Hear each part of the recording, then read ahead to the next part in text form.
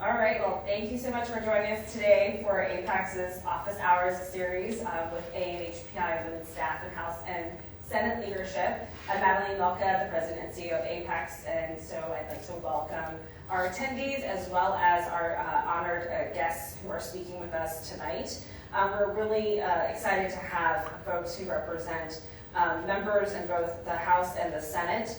And we're just going to get started to kick off this quarterly office hours that APAICS does as a part of the Women's Collective.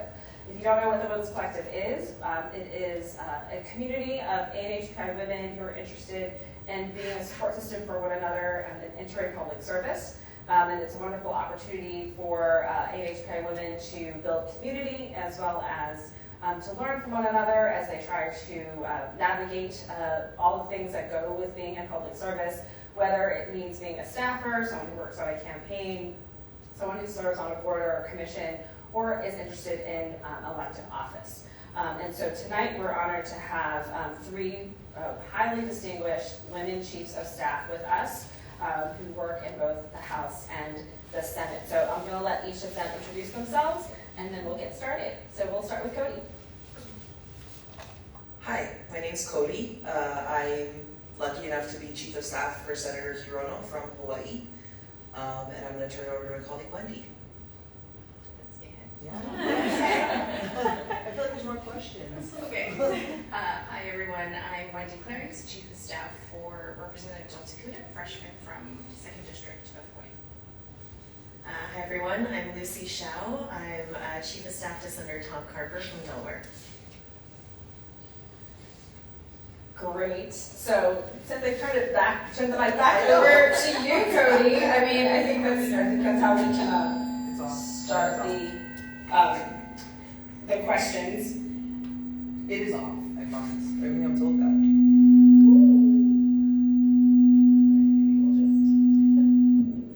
There we go. One does hope. Let's hope. Okay, so nope, that's not going to work. Okay, so Coti, your first exposure working in Congress was through an internship with Senator Inouye. And you basically have this distinction of being the first Native Hawaiian woman to serve as a chief of staff for a U.S. senator. And so, as a senior leader in your community, what advice do you give to NHPI women interested in working on the Hill? First, well, come and join us. I think Congress is better served when staff represent the people of the United States, much like it's better served when members represent the people of the United States. There are times when that distinct experience that you've got, or that vantage point or viewpoint that you have, can really be impactful. And if you think that you have something to say or you have something to share, you do, and you should come and join us. There aren't a lot of Native Hawaiian women working in the Senate or in Congress generally, which is fine, but could be better. And again, Hawaii's 6,000 miles away, or wherever you are, doesn't have to be a member of the Native Hawaiian community, any part of the AA and HPI community. Your voice can be heard and should be heard. So that would be the advice. Come along and join us. Great. I don't know if that's advice, but that's what I'm saying. That's my ask. Well, it's also a great bit of encouragement. I think that's important because I think a lot of times people don't feel like there are folks here who are encouraging more of our communities to come. And so, as we know, it's a very far place to get to, and you leave a lot of your family community. And there's a good family community here that is not by blood, but by the idea of we are a community and we are family. So I think those are good words of encouragement.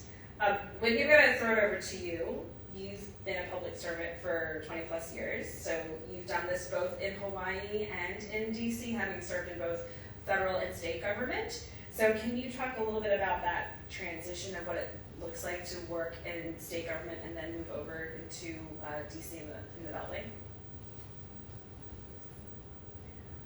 I will say that I was first here in DC, and then when my boss won his governor race for Hawaii, I went back and worked for him for a while and got to experience state government. I will say it was a huge transition. I did not realize the different level of resources that were available. The state government does not have the Congressional Research Service who does research for you on any request that you put in at any time on anything that you may want to know or your boss would want to know. They, don't have a superintendent's office that will come and clean anything. It ranges, and so it definitely can make life harder, but at the same time, it's also a lot more rewarding in that you are right there in the middle of the people, and anything that they want, anything that they need, right, they're going to go to who they can physically get, and that would be their local and state government. And so I loved it from that aspect, but I will say it was definitely more challenging because of not having all the resources that I was used to coming from the federal side. But it was a great experience, and I wouldn't trade it for anything.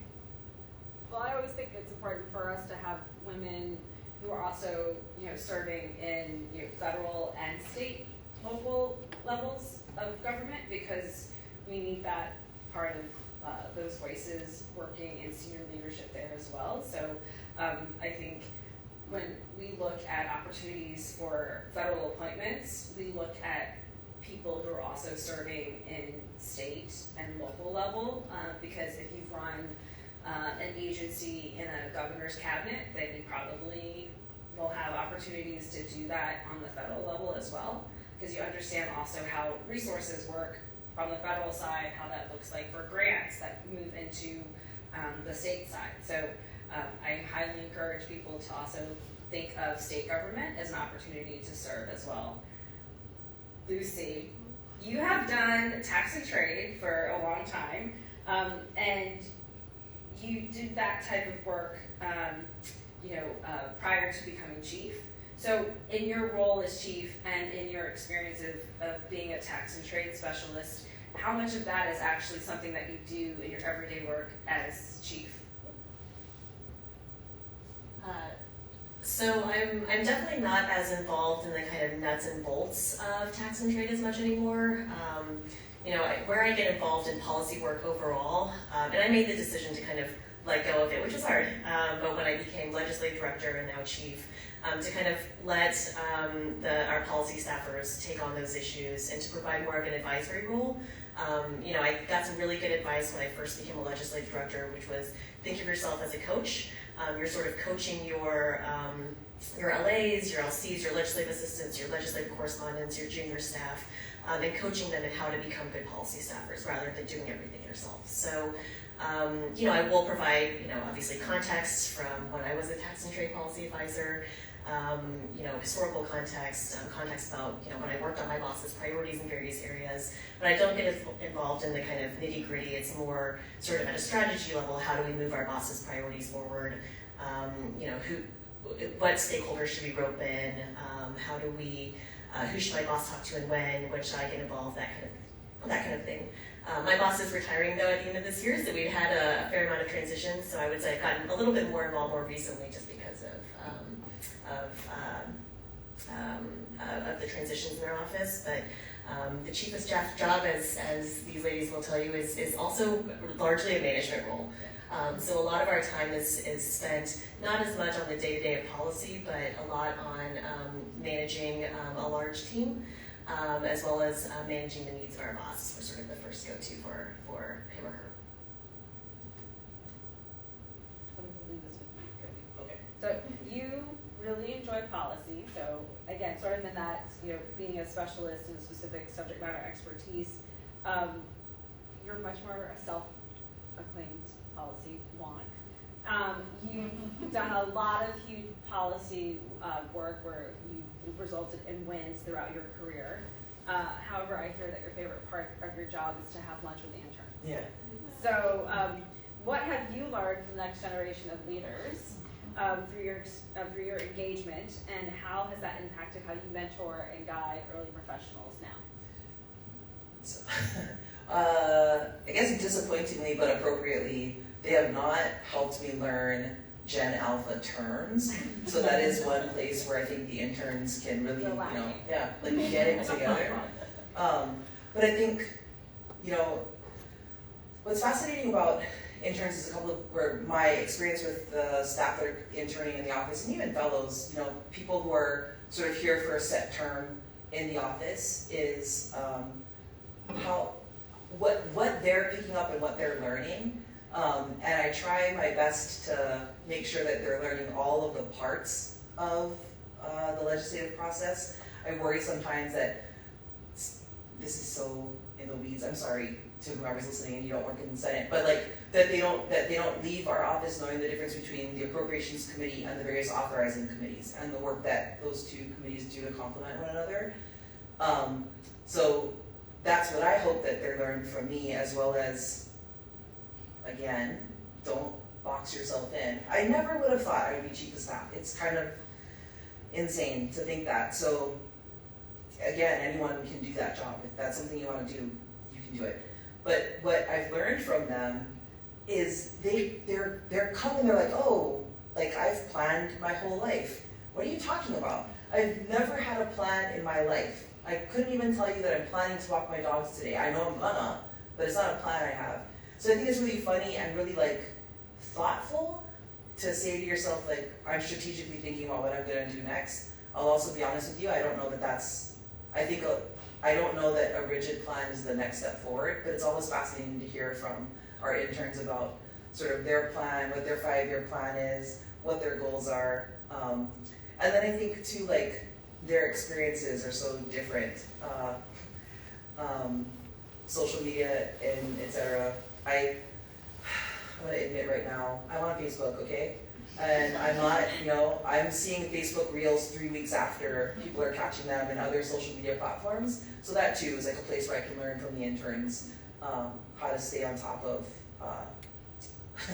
the quick moving sands of social media. But again, I think just the thoughtfulness that they come and they approach their work and their earnestness, I think I appreciate that. And I love that optimism, so. Thank you. Wendy, being that you've had a long, distinguished career in public service, what do you think are the 3 key areas that would make someone successful being a career public servant? Oh, such a good question. Tell me so I can know that. I would also just like to know, this is the second time you said I've had a long and distinguished career. I don't know. Seasoned. Okay. I would say maybe if you caught me on a different day, I might have a different 3 things to tell you, but I would always generally go back to things that I learned from my first boss on the Hill, Neil Abercrombie, a very stocky fighter who's originally from Buffalo. He taught me a lot of great things, and so one thing I would say, first and foremost, he said, never put in writing or in an email anything that you don't want to see above the fold in a newspaper. Just don't. And it is a very early lesson to learn, and it has fallen a lot of people, so it's a great one to know. The second one is he was a very old school person in terms of how he treated people. The old adage of do unto others, or treat others how you would want them to treat you, is how he lived. He didn't like to spring surprises on his colleagues or on people. He would give people notice if he was going to do something that impacted them. He was just a very considerate and thoughtful person, and I think he really tried to make sure that he worked with people as much as possible. And so I think that was one of the secrets of his life in the House, and something that I try and live by as well. Just making sure you treasure the relationships that you make and honor them. And the last thing I would say is he loved to tell the story about when he first got elected and he realized that the nameplate to his office slid off the door, and he always thought of that as a testament to you have to be there for the people, and if you are not there for the people, they will make sure that you are not there. So it's just a reminder that you should always keep, your intention for public service should be to make a difference and to help others, and I think that's something that he lived by and made sure he tried to do in whatever legislative effort or whatever was going on. And I think that was a really important. Yeah. So this question is for both Lucy and for Coti because you're both Senate chiefs. You both mainly worked in the Senate. But even on a smaller basis, we do bipartisan work all the time. There's often like very odd bedfellows on different issues. Like Elizabeth Warren is working with Josh Hawley on something. So that kind of thing happens all the time. And going back to your point on relationships, that is just an incredibly important part of working on the Hill and working and being successful. Is the relationships at sort of all levels, and seeing people that you may not agree with on a lot of things as people that you can try to find common ground with. So I think that's a thing that I was just surprised by. But going back to your question on where things have actually changed, COVID was obviously probably the biggest event of the since the time I've been in the Senate, and it's really it's changed a lot in terms of kind of our how we work. Telework flexibility, I think that's, that was something my office certainly had never even, it just never occurred to my office to have telework flexibility, I think. But obviously since the pandemic, we learned that, we can't actually provide some amount of flexibility. It makes things a lot easier, I think, especially for people with families, people with kids. I think all of that is a really positive change. I will say, I do think that, to the point about relationships, working in person is still a very important part of what we do, but having some amount of flexibility to be able to accommodate, people with families and being able to be part of our families' lives, I think one really positive change that I've seen. I definitely tend to agree on telework because I think many Senate offices did not have the opportunity to contemplate what that looked like, even though we were already reachable by mobile device and et cetera. So you were in fact doing work away from your desk, but just sort of institutionalizing telework and other sort of flex options. And it led to other flex options, I think, that we weren't necessarily contemplating previously, sometimes late start, sometimes early departure. Lots of different ways to accommodate staff and their needs. I think another thing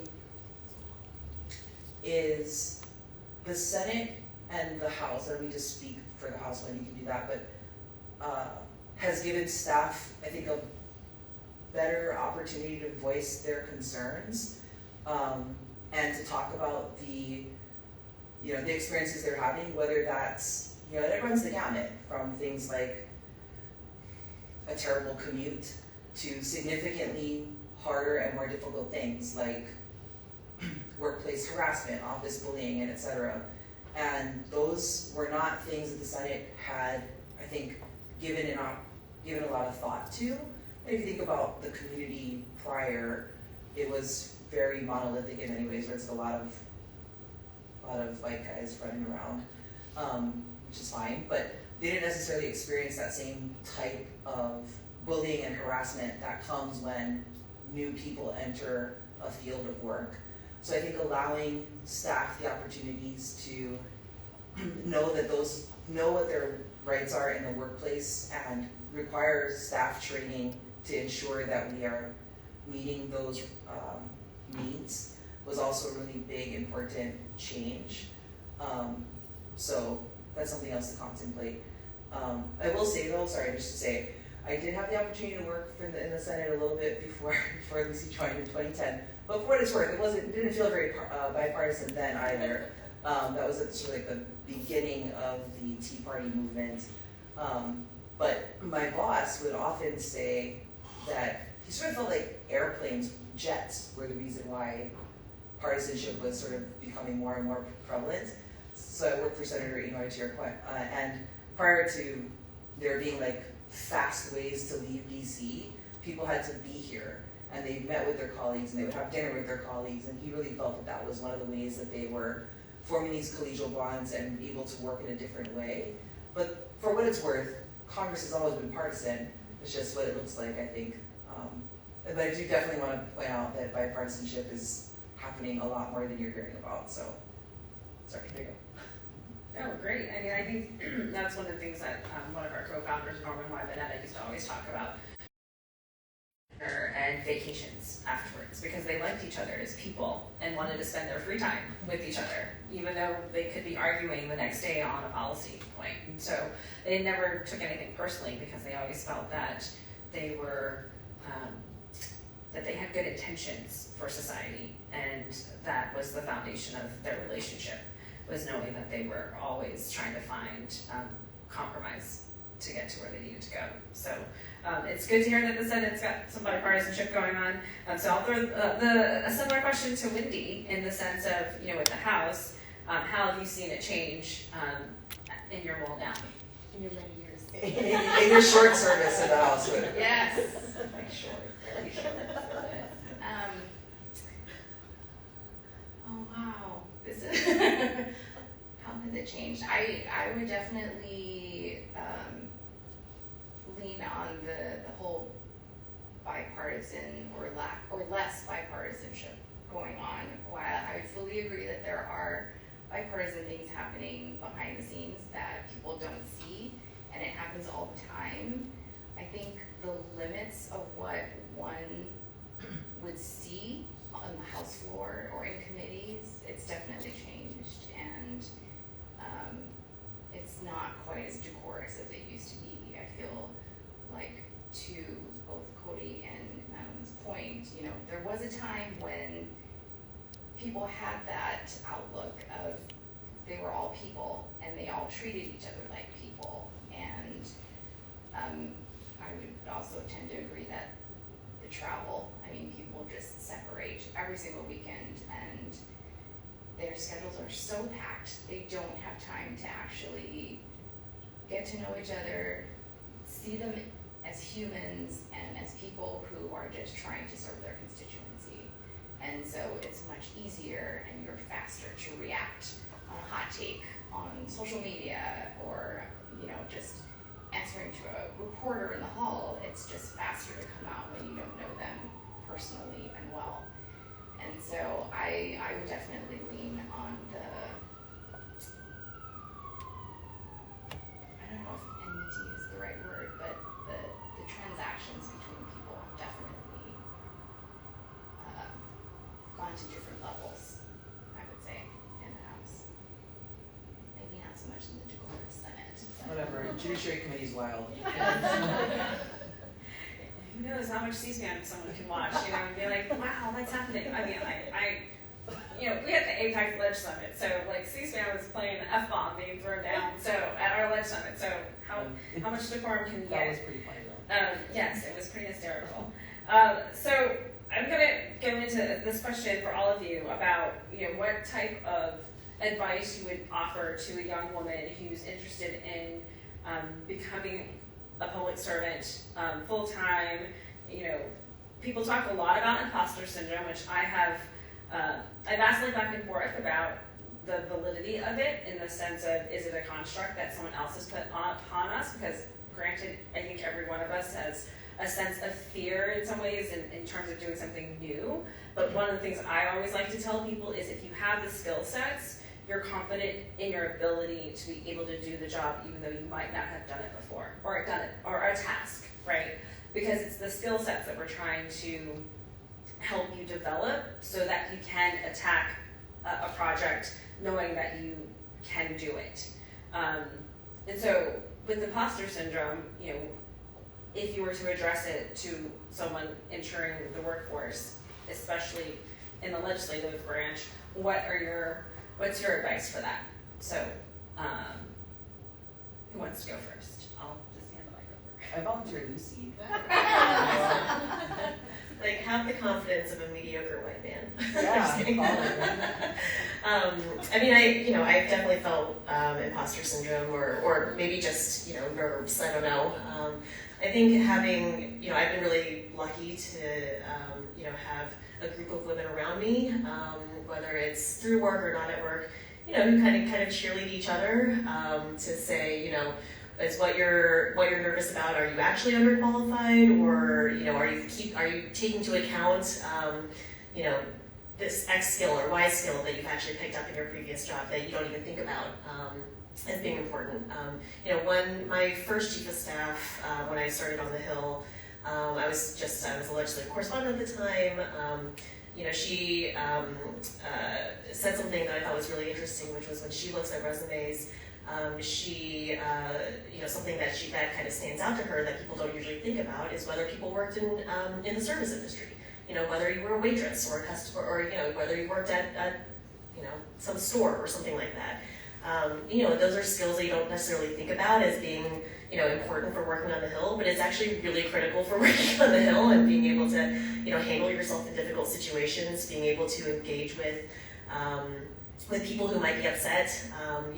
All those soft skills that you don't necessarily think about are actually really, really valuable. So I think having mentors, having women in your corner or people in your corner who can kind of cheerlead you and kind of sometimes even talk you down and really kind of see the things that you aren't necessarily seeing in terms of skill set, as you pointed out. I think that's really important. And I also, just general advice I have for anybody, and I get a lot of copies with kind of people who are interested in working on the Hill or junior staffers who are looking to rise up on the Hill. I think kind of falls into a couple buckets. I think a lot of which you said, which are, being nice to people is actually really, really important. People want to work with people that they like. You never know. I know you always say you don't ever know which intern is going to be your boss someday, but I think it's true. Yeah. So just being nice to people. I think it's human nature to remember the people who are nice to you, and when you're in a position where you can help people, help people. So I think that's a big part of it. Working hard, and another bucket is kind of just being competent, which I know kind of covers a lot. But I think sometimes I see people who are when they're starting a new job, they're already looking at what their next job is going to be. And kind of what I would offer young people who are looking to start out is really focus on doing the job that you currently have and making sure that you can do that job as well as you can possibly do before you start looking to what that next step is. I mean, not to say there's anything wrong with having a plan, but just making sure that you're mastering the skills in the job that you already have before you start to look ahead too far at what your next step would be. And then one more thing, I'll pass on. I think people don't really talk about this as much. We talk about networking and relationships and all that kind of thing. But I think another area where people can really add value is being a convener. So I think this is something that's really helped me throughout my career on the Hill, is looking for opportunities to bring people together. So I'll just give a couple examples. When I was a legislative correspondent, we were doing tax reform in 2017. I didn't know anything about taxes. None of the LCs knew anything about international taxes, but I organized a Congressional Research Service briefing, and a bunch of LCs went over to the Library of Congress, and we all learned together. And everybody wants to go to these things, but it takes kind of that extra step to actually be the one to organize things, and I think that can be really valuable. Things like organizing the LAs, the legislative assistants on your committee or whatever, to go out to happy hour, right? Like everybody wants to go to these things, but nobody wants to be the person to actually organize it. So if you're the person who kind of convenes people, brings them together, that's a real value add that you can do. That really doesn't take a lot of effort, but that is valuable, kind of helps expand your network and provides a really valuable service that people remember. So things like that, I think, That's something that I think people don't really think as much about, but which I think is really valuable for building your network and building relationships. Okay, awesome. I think Lucy raised a lot of great points, so I'm just going to add one thing. I want to give it over to Coti for her sage wisdom. The one thing I would say is just thinking about when I was young and when I started on the Hill, which wasn't that long ago. Yesterday, basically. I remember just feeling young and not knowledgeable and inexperienced, and I know that affected me, just in meetings and in talking to people. So the one thing I would say is, if you are feeling either inexperienced or nervous or are falling prone to imposter syndrome, I would say just try not to let it get to you. If you don't understand what somebody is saying in a meeting, just don't be afraid to say, I don't understand. You need to explain this further. Or if they're using a lot of acronyms, which is all over the Hill, feel free to say, I'm not familiar with that acronym. You're gonna have to explain it to me, because it's just a loss of time if you don't understand what they're saying, if they're not getting their message across, and if you're not taking in what they want to say. So, that can play out in many different examples on the Hill, but I would just say, don't be afraid to ask questions just because you think it'll make you look bad or stupid or whatever it is. I think our jobs are basically to ask questions, and so just go forth and ask questions. I don't know what to add to what they've said. I think, candidly, I came to DC at a different point, I think, in my life. I had previously worked as a deputy prosecuting attorney in Honolulu for a couple of years before I came to DC to work on Native Hawaiian issues. So I think my experience is slightly different. I was better prepared by then to sort of stand on my own 2 feet and stand, on whatever it was that I knew about. Sometimes I was wrong, it's fine. Never actually was always right. But I think that said though, you still, and I tell this to people, fake it till you make it. You don't, to your point, to behave like, sorry to mediocre white men, but to behave like a mediocre white guy, have that confidence. No one else knows what you do or don't know. And to Wendy's point, and candidly, if you are going to work on the Hill, one thing, or if you are planning to advocate on the Hill, one thing that is really, I think, difficult in those constituent meetings and in those meetings is people starting this conversation at point 10 instead of at point 0. So always remember that the person you're talking to has not been living in the same world that you were, has not been working in that same stuff, has not been engrossed in that issue. So that the person you're talking to doesn't have to stop you and say, sorry, can you go back to the beginning and can you tell me more about what the need is that we're here to discuss? But anyway, all this just to say, I think, there's a little bit of value in faking it until you make it, demonstrate that confidence and that competence. That will carry you far. Don't be arrogant, all right? That's a different thing, but, competence and confidence. And I think to Lucy's point around the same tangentially, there's a lot of immutable skills that you don't know that you have, that those actually I think transition better than sort of hard skills, knowing the ins and outs of a specific policy area, say transportation as an example. That's great, but your ability to research the law, to understand why Congress did a thing, those are hard skills too, but those immutable skills of being able to greet somebody with a smile, or being able to know that you can in fact competently stand on your own 2 feet. You've argued already before, a judge or defense attorney or whatever. I wouldn't have ever thought that being a prosecutor would somehow translate to being an LA, but those skills, those are the ones that transferred, and you'd be surprised at what it does. So don't sell yourself short. If I have to leave you with one thing, it is don't sell yourself short, please. Okay. All great advice. really appreciate all of you spending time with us tonight. So let's give them all a round of applause. You can continue to network if you like. Otherwise, you can take this offline and have some real life conversations. So thank you, ladies, for joining us tonight.